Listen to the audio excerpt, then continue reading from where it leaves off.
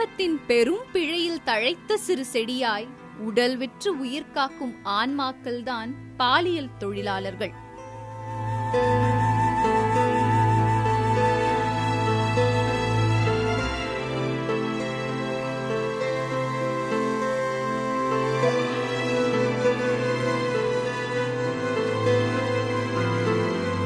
பெண்மையின் உன்னதத்தை உயர்த்தி பிடிக்கும் காவியங்களும் காப்பியங்களும் கரைபுரண்டோடும் இதே இந்தியாவில்தான் பெண்மை 4 சுவற்றிற்குள் சூறையாடப்படுகிறது.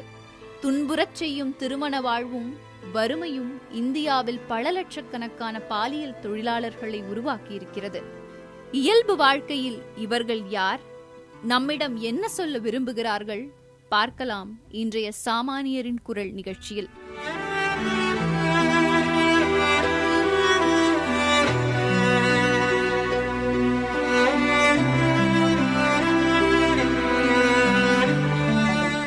மட்டுமே எய்மா பண்ணி பண்ணுற தொழில் தான் இது. நான் வரவங்க கஸ்டமர் வந்து எங்களுக்கு ஒரு முதலாளி மாதிரி தான். நாங்கள் ஒரு கூலி வேலை பார்க்குற ஒரு நிறைவோடு தான் இது நாங்கள் பண்ணுறோம். நான் வரவங்கள வந்து நாங்கள் புருஷன் பொண்டாட்டியாலாம் நாங்கள் வந்து அதை நினைக்க முடியாது. ஏன்னா வரவர் ஒரு ஹோட்டலுக்கு வர்றாருன்னா வந்து சாப்பிட்டு பில்லு கொடுக்குற மாதிரி தான் நாங்களும் நினைக்கிறோம். அவர் வந்து ஒரு முதலாளியாகவும் நாங்கள் ஒரு தொழிலாளியாகவும் தான் நாங்கள் நினைக்கிறோம். நம்மளை மாதிரி தொழில் சொல்கிற பெண்கள்னா அவங்கள பார்த்த உடனே நம்ம கண்டுபிடிக்க முடியாது. ஒரு டெய்லி போனோம். இப்போ அவங்க வந்து டெய்லி அந்த இடத்துல வந்து நிற்கிறவங்களா இருந்தால் ஈஸியாக கண்டுபிடிச்சிடலாம் இவங்க இதுக்கு தான் வராங்க அப்படின்ட்டு. நம்ம போய் ஃப்ரெண்ட்லியாக பேசி எனக்கு ஏதாவது வேலை இருந்தால் சொல்லுங்கள் அப்படின்னு கேட்டு அவங்கள ஃப்ரெண்டு பிடிச்சி அதுக்கப்புறம் அவங்கள நாங்கள் வந்து இதில் கொண்டு வருவோம். இங்கே வந்து வேலை தேடி தான் வந்தேன். வேலைக்குன்னு சொல்லி தான் கொண்டு போய் அங்கே விட்டாங்க. ஆனால் அந்த வீட்டில் வந்து இந்த பிஸ்னஸ் நடந்திருக்கு. அது எனக்கு தெரியாது. தெரிஞ்சு வந்து நான் போகும்போது என்னோட 4 குழந்தைங்களையும் பிடிச்சி வச்சுட்டாங்க. அவங்க விட மாட்டேன்ட்டாங்க. குழந்தைங்கள்லாம் சின்ன குழந்தைங்க. அதுங்களுக்கு ஒன்றா தூக்கிட்டு ஓடிடலாம். 4 இருந்தது.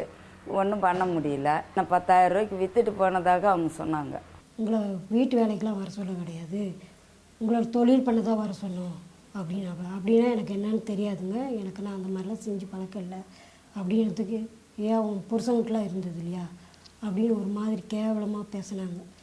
அடித்தாங்க, சூடு வச்சாங்க. வேறு வருமானம் இல்லை, வீட்டுக்கார வருமானம் கிடையாது. பசங்களை படிக்க வைக்கணும், வீட்டுக்காரர் டெய்லி குடிச்சிட்டு வந்து வீட்டில் படுத்துப்பார், அவ்வளோதான். நான் வந்து பசங்களையும் படிக்க வைக்கணும், வீட்டு வாடகை தரணும், சாப்பிட்ணும், எல்லாத்துக்குமே நான் ஒரு ஆள் தான் சம்பாதிக்கணும். அப்படின்னு பார்க்கும்போது எங்கன்னா போய் வேலைக்கு போனாலும் ஒரு மாதம் கழித்து தான் சம்பளம் வரும். அது வரைக்கும் நம்ம ஒன்றும் பண்ண முடியாது. சரி, இந்த மாதிரி ஒரு வேலையே நம்மளுக்கு கொஞ்சம் நல்லா இருக்குது, காசு அதிகமாக கிடைக்குது, பசங்களும் நல்லா சாப்பிட்றாங்க அப்படின்றதுனால தான் இந்த தொழிலில் இருந்தோம். நான் ஃபோன் மூலயமா எனக்கு வரும். ஃபோன்லேருந்து பேசி இதுமாரி ஃப்ரெண்டு இருக்காளுங்க, இதுமாரி போறையாடி இதுமாரி இவ்வளோ தருவாங்களோ சரின்ட்டு அன்றைக்கி வேலையை பொறுத்து. வேலை வெளியில் இருந்துன்னா நான் போக மாட்டேன். சரி, இல்லைன்னா அதுக்கு ஒரு நாள் லீவ் போட்டு தான் போகணும். ஃப்ரெண்டுக்கு தான் எனக்கு முக்கால்வாசி. முகம் தெரியாத ஆண்கள் 10 வினாடிகள் உற்று பார்த்தால் கூட குருதி குதித்து போகும் நமக்கு இத்தனை லட்சக்கணக்கான பாலியல் தொழிலாளர்கள் முகம் தெரியாத ஆண்களிடம் பணத்திற்காக சிக்கித் தவிப்பதை பார்த்தும் ஏன் கோபம் வருவதில்லை என்று எண்ண தோன்றுகிறது. உங்களை தொழிலில் உங்களோட ஈடுபடுற அந்த கஸ்டமர்ஸு, கிளையண்ட்ஸு அவங்களாம் எப்படி உங்களை நடத்துவாங்க? தொடர்ந்து இந்த மாதிரி பாலியல் தொழிலில் ஈடுபடுற பெண்களுக்கு வந்து எந்த அளவுக்கு அவங்க மேலே வன்முறை செலுத்தப்படுது? கஸ்டமர் ஒருத்தர் நல்லவங்க வருவாங்க, ஒருத்தர் வந்து ரொம்ப கொடுமைப்படுத்துறாங்க. காசு கொடுக்க மாட்டாங்க, காசு கொடுக்காது ஃப்ரீ செக்ஸு வச்சுக்கொண்டு போயிடுவாங்க. நான் இவன் ரவுடி, இந்த போலீஸு, அந்த டிபார்ட்மெண்ட்டு அது இதுன்னு சொல்லிட்டு ஏமாற்றிடுவாங்க. நாங்கள் அனுபவித்த கஷ்டம்லாம் வந்து ஒரு ஆளுன்னு சொல்லி போய் 4 பேர் இட்டு போவோம், முள் காட்டில் இட்டு போவோம். அங்கே போய் நாங்கள் 10 பேர்கிட்ட இருக்க வேண்டி வரும். எங்களோட துணிங்களை தூக்கிட்டு போயிடும். துணி இல்லாமல் நாங்கள் எங்கன்னா ஒளிஞ்சு உக்காந்துருக்கோம். யாராவது வருவாங்களா, அவங்கக்கிட்ட துணியை வாங்கிக்கிண்டு மறைச்சிட்டு ஓடி வர சந்தர்ப்ப சூழ்நிலைகள், பஸ்ஸுக்கு இல்லாமல், சாப்பாடு இல்லாமல் நிறைய அடி, உத, வெட்டு, குத்து எல்லாம் நிறைய அனுபவிச்சிருக்கோம். உள்ளே போகும்போது சரி இன்றைக்கி வேலைக்கு இன்றைக்கி கடன் அடைக்கலாம், இன்றைக்கி ஏதோ ஒரு செலவு பண்ணலாம், பசங்களை படிக்க வைக்கலாம், அந்த எய்மோடு தான் நாங்கள் உள்ளே போகிறது. ஆனால் உள்ளே போனவுடனே நிறைய எங்களுக்கு வன்முறை நடக்கும். ஆனால் அவங்க ட்ரிங்க்ஸ் பண்ண சொல்லுவாங்க, சிகரெட்ஸ் பிடிக்க சொல்லுவாங்க. ஏன்னா அவங்களுக்கு வந்து அந்த கம்பெனி அவங்களுக்கு அந்த தேவைப்படுது. அதுக்கப்புறம் வந்து சில பேர் காண்டமே போட மாட்டாங்க. நாங்கள் காண்டம் போட்ட சொன்னாலும் வேண்டாம் எனக்கு பிடிக்காதுன்னு சொல்லுவாங்க. சில பேர் வந்து 2 பேர் செக்ஸ் பண்ணுவாங்க, ஒரு ஆள்னு சொல்லுவாங்க, ஆனால் 2 பேர் வந்து செக்ஸ் பண்ணுவாங்க. அந்த மாதிரிலாம் ஒரு மிருகத்தனமாக இருக்கும்போது நமக்கு மனசுக்குள்ளே அப்படியே வலிக்கும், என்னடா இப்படி இல்லாமவா. அவங்கக்கிட்ட இருக்கிற நகை பணத்தையே பிடுங்கிடுவாங்க. பிடுங்கிட்டு எங்கேயாவது ஒரு காட்டுக்குள்ளே கூட்டு போயிட்டு செக்ஸ் பண்ணிவிட்டு அவங்கள அங்கேருந்து துரத்தி விட்ருவாங்க. அது மாதிரி ஒன்று. இப்போ குடிப்பழக்கம் இல்லாத லேடிஸ் நிறைய பேர் இருப்பாங்க, அவங்கள வந்து குடிக்க சொல்லி தூண்டுவாங்க. வேண்டான்னு சொன்னாலும் கேட்க மாட்டாங்க. அதான் அவங்க சொல்கிற மாதிரி செக்ஸ் எல்லாம் பண்ணலைன்னா அடிப்பாங்க. நாங்கள் பணம் கொடுத்து வரதே இதுக்கு தான். இதுக்கு நீங்கள் இந்த மாதிரி பண்ணுறது நாங்கள் எங்கள் வீட்டிலே இருந்துருப்போம், எதுக்கு வரணும் அப்படின்னு அவங்க சொல்கிற மாதிரிலாம் நம்ம செய்யணும். இல்லைனாக்கா அடிப்பாங்க, சூடு வைப்பாங்க, எல்லாமே செய்வாங்க. ரூமில் போட்டு அடைச்சிடுவாங்க. அங்கே ஆள் எந்நேரமும் உட்காந்துருப்பாங்க. வெளியில் 4 ஆள் இருக்கும், அந்த பக்கம் பின்னாடி 4 ஆள் இருக்கும், இங்கே ஆள் இருக்கும். வரவங்க வந்து எல்லாம் பசங்க எல்லாம் வரிசையாக வந்துக்கிட்டே இருப்பாங்க. அவங்ககிட்ட போய்கிட்டே இருக்கணும். இல்லைனாக்கா போகலன்னு சொன்னாக்கா அடிப்பாங்க, உதைப்பாங்க, சூடு வைப்பாங்க. நிறைய சித்திரம். சாப்பாடு கூட கொடுக்க மாட்டாங்க, இருந்தே ஆகணும் அப்படின்னு சொல்லி ரொம்ப கண்டிஷன் பண்ணாங்க. பூட்டிய அறைக்குள் நிகழ்த்தப்படும் அத்துணை கொடுமைகளையும் பொறுத்து கொள்ளும் பெண்களின் பலமும், திறந்த வெளியில் கூட வெட்கமின்றி பெண்களை சீண்டி பார்க்கும் ஆண்களின் சபலமும் தான் பாலியல் தொழிலை சர்வதேச வணிகத் தொழிலாக மாற்றியிருக்கிறது என்பதில் எவ்வித ஐயமும் இல்லை. அங்கே பட்ட வலிகள்லாம் வந்து வெளியில் சொல்ல முடியாது.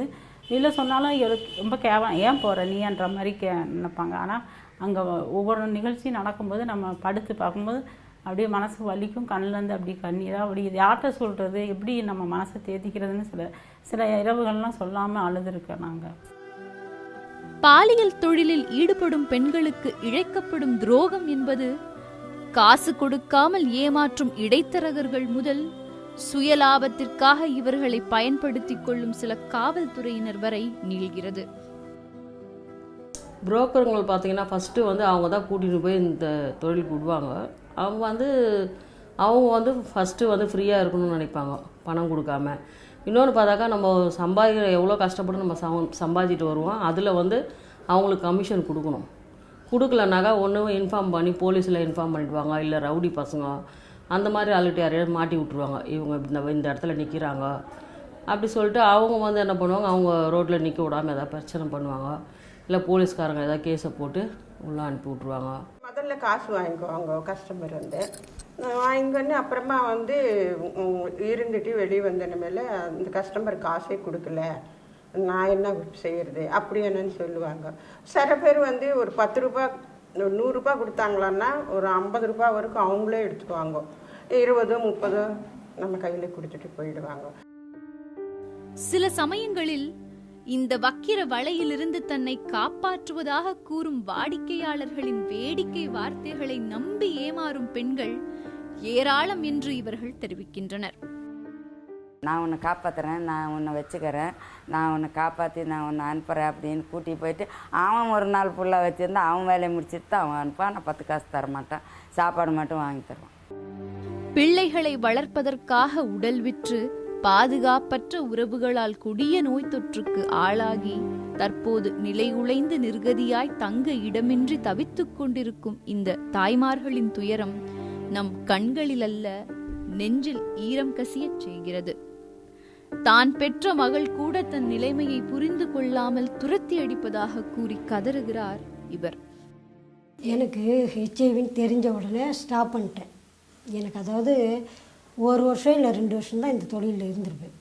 ஏன்னா நம்மளால் ஒருத்தர் பாதிக்கக்கூடாது அப்படிங்கிறதுனால. எங்கள் வீட்டுக்காரால் நான் பாதித்த மாதிரி அடுத்தவங்க பாதிக்கக்கூடாது இல்லையா.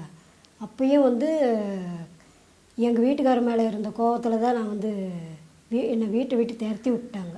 என்னால் தான் அந்த வியாதி வந்துச்சு அப்படின்னு. தொடமாட்டேன்ட்டாங்க, ஊசி போட மாட்டேன்ட்டாங்க, ஓரமாக ஒதுக்கி தூக்கி ஓரத்தில் போட்டாங்க. ரொம்ப கஷ்டப்பட்டேன். அதாவது சாப்பாட்டு கூட வழி இல்லாத, வாங்கி கொடுக்க கூட ஆள் இல்லாத. பகலில் எந்த காரணத்துக்கு கூட இந்த வேலையெல்லாம் செய்ய மாட்டேன். ஏன்னா பகலில் வந்து வீட்டு வேலை செய்யறதுக்கு 3 வீட்டில் வீட்டு வேலை செஞ்சுட்டு இருந்தேன். அந்த சம்பளம் பத்தாத தான் வந்து இந்த வேலைக்கு போனேன். இந்த வேலைக்கு போகும்போது என்ன ஆயிடுச்சுன்னா, ஒரு ஆள் வந்து நான் வச்சுக்கிறேன் உன்னை அப்படின்னு சொல்லி கூட்டிகிட்டு போய், உங்களுக்கு தான் சின்ன வயசாக இருக்குது, நீ இனிமேல் இந்த மாதிரி தொழில் செய்யாத அப்படின்னு கூட்டிகிட்டு போய் அவர் வச்சுருந்து அவரும் இது மாதிரி டார்ச்சர்லாம் பண்ணிக்கிட்டு கிடந்தார். கஷ்டமாக தான் இருக்குது. 2 3 தடவை தூக்கில் கூட தொங்க போயிட்டேன், தற்கொலை பண்ணிக்க போயிட்டேன். உங்கள் அம்மா இந்த மாதிரி தானே போவாங்க, நீ அப்படி தான் போகணும். பொண்ணு திட்டிருப்பாரு. எங்கள் பொண்ணு என் வீட்டுக்கெலாம் வராதுன்றுச்சு. எங்கள் பேரனுங்களை கூட பார்க்கறதுக்கு முடியறதில்ல. நம்மளுக்கு செய்யறதுக்கு ஆளும் கிடையாது. கணவரையும் நம்மளுக்கு ஒரு 10 ரூபா வச்சுட்டு போல, கட்டின துணியோடு விட்டு போனார். நான் எப்படி பிழைக்க முடியும் சொல்ல? வீட்டு வேலைக்கு போனாலும் அங்கேயும் கூப்பிட்றானுங்க படுக்க. இன்னும் கூட பாருங்கள், வீட்டு வேலைக்குன்னு போனாக்கா படுக்க தான் கூப்பிட்றாங்களே ஒழிய ஒன்றுமே நம்மளை வேலைக்குன்னு கூப்பிட்றது கிடையாது. வேலையெல்லாம் வாங்கிக்கிறாங்க, சம்பளம் தர மாட்டேங்கிறாங்க.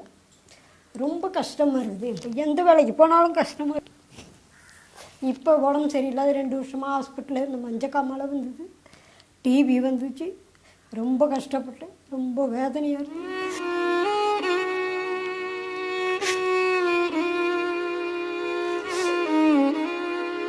இருந்தது எனக்கு ஒரு பொண்ணு தான். அந்த ஒரு பொண்ணு இப்போ என்ன வர வேணாம், நீ என்னத்தை எனக்கு செஞ்சுட்ட அப்படி இப்படின்னு சொல்லி என்னை வீட்டு விட்டு துரத்தி விட்டான். வார்த்தைகளால் விவரிக்க முடியாத குரூரத்தை அனுபவிக்கும் இவர்களின் ஒவ்வொரு நாள் இரவும் என்றாவது ஒரு நாள் வெளிச்சம் பிறக்காதா என்கிற ஏக்கத்துடனேயே விடுகிறது. தன்னை அடகு வைத்து அந்தரங்க தொழிலில் ஈடுபடும் இவர்களின் ஒரே எண்ணம் தான் தத்தளித்தாலும் தங்கள் பிள்ளைகளை கரை சேர்க்க வேண்டும் என்பது மட்டுமே. முழுமையாக கசங்கி கலங்கிய மனதோடு இல்லம் வரும் இவர்களுக்கு இன்பம் என்றால் அது இவர்களின் பிள்ளைகள் மட்டும்தான். ரோட்டில் போகும்போது இந்த இந்த தமிழில் வேறு மாதிரி வரும். ஆனால் வந்து கால்கள் போகுது பாரு, அந்த மாதிரி ஒரு சொல்லு பார்க்கும்போது நமக்கு மனசு வலிக்கும். என்னடா இப்படிலாம் பேசுகிறாங்களே. அவங்களும் இந்த எங்களை தேடி தான் வராங்க, இல்லைன்னு சொல்ல. ஆனால் அவங்கள எங்களையே யூஸ் பண்ணிவிட்டு அவங்க இந்த வார்த்தை சொல்லும்போது ரொம்ப வெக்கமாக இருக்கும். வயசாகினாலும் அவங்க பார்க்குறவங்க கண்ணுக்கு கொஞ்சம் இது பளிச்சுன்னு இருந்தாங்கன்னா என்ன அந்த பழைய ஞாபகங்கள் ஏதாவது இருந்தேன்னா, உன்னை நான் அங்கே பார்த்தேன் நல்லா, அப்போ நல்லா இருந்த அப்படியே இப்படியே இருக்கிறிய, நீ இப்போ வரியா, ஒரு டைம் 500 ரூபா தரேன் அப்படின்னு கேட்குறவங்களும் இருக்காங்க. வீடுன்னு கேட்கும் போகும்போது நிறைய பேர் வந்து இது தெரிஞ்சுட்டா வீடு கொடுக்கறது கிடையாது. ஐயா இந்த மாதிரி பொண்ணா அப்படின்ற மாதிரி ஒதுக்கப்படுவாங்க. ரெண்டாவது வந்து இதை வந்து பக்கத்தில் தெரிஞ்சு போய் மற்ற ஆம்பளைகளுக்கு தெரியும் போது அவங்க பிஹேவியர் தனியாக வேறு மாதிரி இருக்கும். அதாவது இந்த பொண்ணு வெளியில் கால்கள் தானே, கூப்பிட்டா பருன்ட்டு வந்து கதவை தட்டுறது, டார்ச்சர் பண்ணுறது. போலீஸ்காரங்கன்னா அதான் சும்மாவே ரோட்டில் நின்னாலாம், இப்போ நாங்கள் இப்போ தப்பு பண்ணும்போது பிடிச்சா பரவாயில்ல, சும்மா எங்கேயாவது ஃபங்க்ஷன் போகும்போதும் பசங்க கூட போகும்போதும் கூப்பிட்டு மிரட்டுவாங்க. இந்த மாதிரிலாம் பண்ணுறிய அப்படி இப்படின்னு மிரட்டுவாங்க. அப்படி இல்லைன்னா அவங்க வந்து ஃப்ரீயாக செக்ஸ் வச்சுக்கணும்னு நினைப்பாங்க. போகலனாக்கா அவங்க எங்கேயாவது தனியாக நம்ம போகும்போது தேவையில்லாத இந்த மாதிரிலாம் நான் உன்னை இதில் கஞ்சா கடத்தின மாதிரி போட்டுருவேன், வேறு கேஸில் போட்டுருவேன், நான் சொல்கிற மாதிரி செய்யணும் அப்படின்னு கூப்பிட்றவங்களும் இருக்காங்க போலீஸ்காரங்க.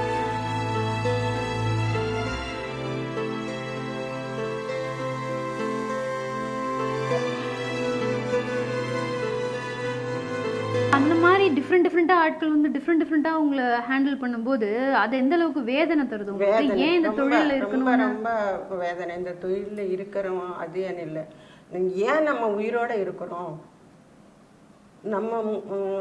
நம்ம ஆளுங்கள்ட்ட எந்த மூஞ்சி வச்சுட்டு நம்ம வெளி தலை காட்ட முடியும்?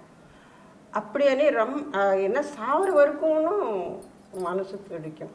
இவன் மாத்திரம் ஒண்டியாக வந்து என்னை கூப்பிட்டு போனால் ஹிந்தி பேசுகிறாங்க, நான் கொஞ்சம் ஹிந்தி லாங்குவேஜ் பேசுவேன், அதுக்குன்னு சொல்லிட்டு ஹிந்தியில் பேசிட்டேன்னா சரி நமக்கு ஹிந்தி தெரியும்னு கூப்பிட்டு போகிறாங்க. அப்படியே இவருக்கு ஒத்துருக்குதா அப்படின்னு சொல்லிட்டு நான் அங்கே போனேன். போய்னா பெரிய பில்டிங் உள்ள 5 பேர் ஒரு தனி ரூமில் உட்காந்து ட்ரிங்க் பண்ணிட்டு இருக்கிறாங்க. எனக்கு தெரியல. கடைசிக்கு அவன் ஒரு டைம் செக்ஸ் வச்சுக்கன்னு வெளியே போயிடுவேன்னு இன்னொருத்தான் வந்தான். அதுக்கு அவன் வந்து சும்மா தண்ணி எடுக்கிற மாதிரி அது மாதிரி உள்ளே வந்து கதவு மூடிந்து நீ இல்லை உங்கள் ஃப்ரெண்டு தானே அப்படின்னு சொல்லினா இல்லை நாங்கள் தான் சொல்லி அவன் செக்ஸ் வச்சுக்கன்னு போகணுன்னு என்ன அப்படி சொல்கிற நீ, என் பின்னாடி இன்னும் 3 பேர் இருக்கிறாங்க, அவங்களுக்கு என்ன நீ பதில் சொல்லுவேன்னு என்ன மிரட்டி போயிட்டா.